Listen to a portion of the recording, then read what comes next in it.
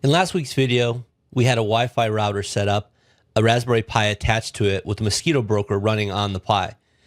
From our desktop, we programmed an ESP32 to connect to that mosquito broker. This week, we're going to start publishing packets to that broker. We are snowed in here. It's a great time to make a video. Let's talk about MQTT publishing on an ESP32 using PubSubClient. I'll start by pulling down the repo we finished with last week. For the purposes of this video, you can just trust that everything works. I'm going to rename this folder Publish because we're going to do some new work. Whether you do this in Platform.io or Arduino IDE, you want to make sure you have the PubSubClient library installed.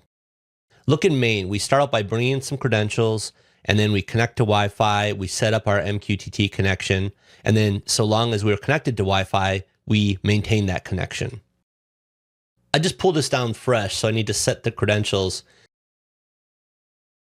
We make a copy of this template and call it credentials.h. The IP address for our Raspberry Pi and the port that's exposing mosquito are the values we want to use for MQTT host and port. I'll enter my Wi-Fi credentials off the screen, and then when we compile, the device connects to Wi-Fi and then to the mosquito broker. When you start using MQTT, your main code starts to get cluttered. First, you have to bring in credentials, then Wi-Fi, then MQTT. It's usually a lot easier to just separate these into their own modules. We could bring in credentials, then bring in Wi-Fi and give it credentials, bring in MQTT and give it credentials. Let's do a quick tour of what we've already done with MQTT. You could see that in main, we're bringing in our MQTT library, we're enabling logging, we're setting up our connection, and then we're maintaining our connection.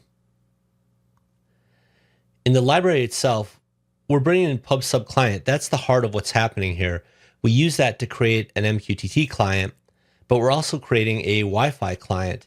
And that is because MQTT has to ride on top of Wi-Fi. You have to have an internet connection before you can talk. The setup is telling MQTT where to get Wi-Fi and where the mosquito broker is at. And maintain is saying, hey, whenever you're not connected, you should connect. And when you are connected, you should loop. And loop is the PubSubClient library's way of checking to see if there are any incoming messages. So that's what we have so far. That's how we maintain a connection. What we want to do is add a publish capability.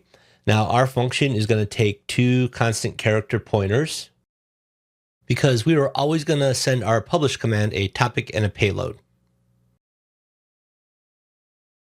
Well, I'll go to the PubSub library first and just sort of confirm that's the case. And it is. Now we'll just create an extra module to hold our publish functions. And all we're really doing here is we are abstracting away the real workhorse. We bring in our topic and payload and simply pass it to MQTT client. The MQTT client comes from PubSubClient. It's what's actually sending our message. We abstracted away from main, and now we can just call MQTT publish in main, which gives us access to that MQTT client. There is a reason for this abstraction. You'll see in a bit. Notice the 1 second delay. We connect. We have no verification that we're publishing, but we can get a tool to help us do that. I'm wondering if you have heard of MQTT Explorer. I definitely recommend you download it. Thanks to Thomas Norquist for all his hard work. In brief, we give it that same IP address and port. We're not going to do TLS. We don't have username and password. We click connect and we're there. You can see that every second we're getting a test payload out of that device. But I don't want to just send a test payload. Let's send an actual payload. Let's make this an IoT device. I'm pulling down this HTU21D library that I created earlier. And now main can grab that data and send it by MQTT, except we're getting kind of complicated here. Main should be a very clean sort of director of what's happening. But also, these libraries should be isolated packages of code that don't need to change. So when we want something in particular, like sending HTU data over MQTT, we can do with a third layer of abstraction. This allows us to put some business logic in place without cluttering main. So we'll go ahead and build out that scheduler. We'll need a header file, a source file. We're going to build Yet another very standard library. Check interval here because we're going to put our scheduling clock in this library rather than in main. At this point, you might be fairly asking, why are we focusing on libraries when the idea is to talk about MQTT and specifically publishing? In truth, just publishing a message is not hard. From your MQTT client, you set the Wi-Fi client, you tell it where the broker is, you tell it to connect, and then you just call publish. But that ends up being a piece of code you're not sure how to use in practical reality when you are doing some setup in main, some setup in other functions. You're bringing in other libraries that are going to borrow the MQTT connection. It's good to develop your first MQTT connection as a library so that you're always seeing how to reuse it and inject it into different parts of your code. Back to our scheduler, we're about to bring in this HTU library. It's going to expect to get the data and clock pins for the begin function, and it's also going to give us a get temp function. You see that clock is attached to 21 and data is attached to 22. So we will feed those values into the begin. And then under check, we'll follow through and create our timer so that we can call temperature and send it on a schedule. We'll call a temperature sensor to get that temperature. We can print it out so we get feedback on the screen this time. And then we're going to send it by MQTT. But we have a problem here. MQTT is expecting a constant character pointer, but our data is a float. So we need to do a conversion. I'll use the D to string F function. Now we can send our payload. Instead of hard coding the pins here, I want to send them in from main. So I'm going to restructure a little bit, change the prototype of our begin. Now in main, we can include our scheduler. I will call begin and give it those pins. And then whenever we're connected, we will check our schedule. So if you can accept that you need to be setting all this up in libraries, I'm going to assert one more thing, which is that you need to set up your MQTT library a certain way for it to work with all these other libraries. I will explain what I mean. Let's say you start with these three source files and it's some library and some MQTT library, all part of your project. In the first library, we might have a class definition and a constructor in the source file. Now in our code, when we include that library, we can create an instance, call it lib.a, and then lib.a can do some work. But in another file, we need to have a different name for that instance, otherwise it will crash. So here we've got a new instance and lib.b is doing work, but these are different instances of that library. Another option, if you want there to be one instance, is to extern the definition of lib.a, but that starts to get confusing as well. When we're using something like MQTT, we know we only want one instance and there can only be one anywhere in the global scope. So you put that in the library. Then you extern it from the header file. Now, anybody that includes the header file is going to have access to that one MQTT instance. So in main, we can call MQTT do work, which will be set up. Now in our other files, we are free to subscribe or publish from our MQTT instance, knowing it's all the one single instance. And you see in our library, in the source file, we are creating an instance of MQTT. We are externing it from the header file. And that is what is allowing us to call it in main and enable our logging, run our setup, and maintain our connection. But elsewhere in our scheduler library, we can separately call that same MQTT and publish. A bit much for today, perhaps, but the point is if you don't get your library set up right off the bat, it is going to be difficult to figure out how to effectively use your MQTT connection in your IoT project. So there, we've got some actual temperature data coming in. Although I forgot to add the new line to my print, which I'll do here, we can go back to MQTT Explorer and see that we're coming in every 3 seconds with some fresh data.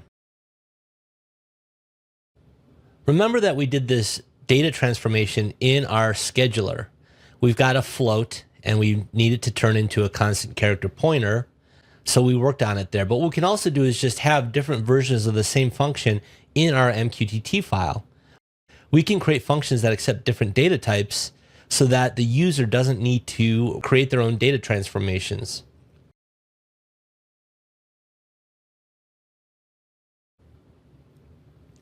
We're going to end up throwing out this function on top. I'm going to create 4 new ones. In all cases, we want to take the topic and payload and publish them.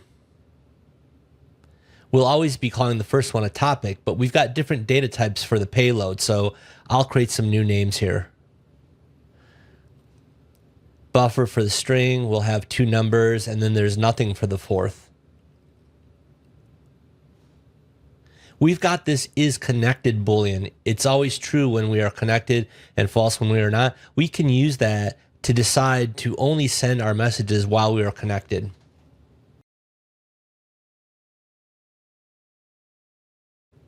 Now, I was about to add a serial print here, but you know what?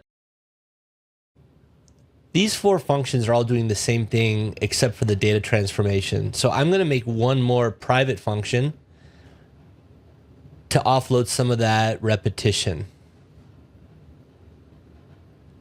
We'll have a private publish that takes the topic and payload, and it first checks, are we connected? And if we are, we're going to publish. And it will second check, have we enabled the echo flag, which means we want to be serial printing. And if we have, we will serial print what it is that we are sending by MQTT. Now above, we should just call that private function. And the rest of the logic's taken care of for us. So the only thing left are the data transformations. Let's change these to payload strings. The first one's finished. It brings in a character pointer and it uses it. So we just leave it the same. For our float, we already did this in the scheduler. So I'm going to grab that code and bring it over. The names don't match, so I need to rename these variables. And now we can publish a float without transforming it in our scheduler. Same thing for the integer. I'll use the itoa function to get that turned into a string. And for the last one, we don't need anything at all. So let's just put in a blank string.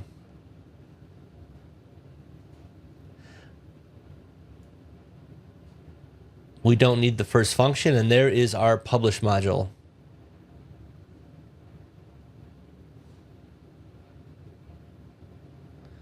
We don't need this transformation in the scheduler anymore. We can simply take that float and pass it to our publish function.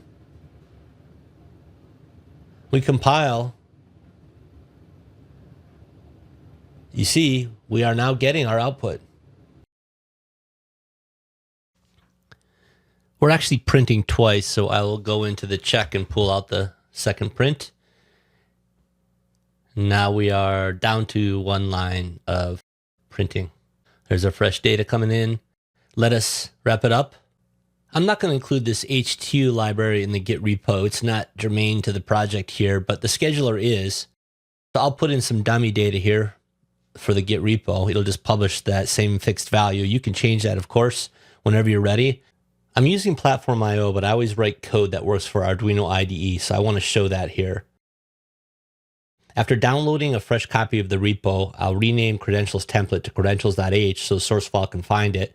And I'm going to rename the source and main.cpp to publish and publish.ino so Arduino can open it. Then I will grab the individual files from all of these libraries and copy them into the publish folder. This is like having everything in your Arduino project in one place.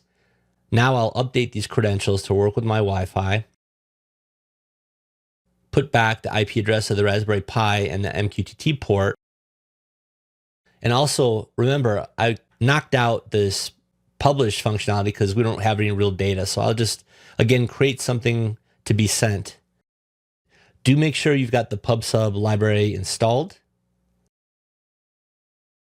And now you are ready to compile and upload. We connect and we start sending data. So this is Arduino IDE friendly. And there's your live data coming in. That's all for now. I hope it wasn't too much tough love on publishing. Publishing itself is not that hard, but I think it's better to see MQTT in more of a real world situation where you've got to consider different ways to expose your module to the rest of your program. Next week, we'll get into subscriptions and listening to actual messages. I promise I will not be droning on and on about libraries. So have a good week. I'm Larry. I'll catch you at the next one, which will be coming from Tucson.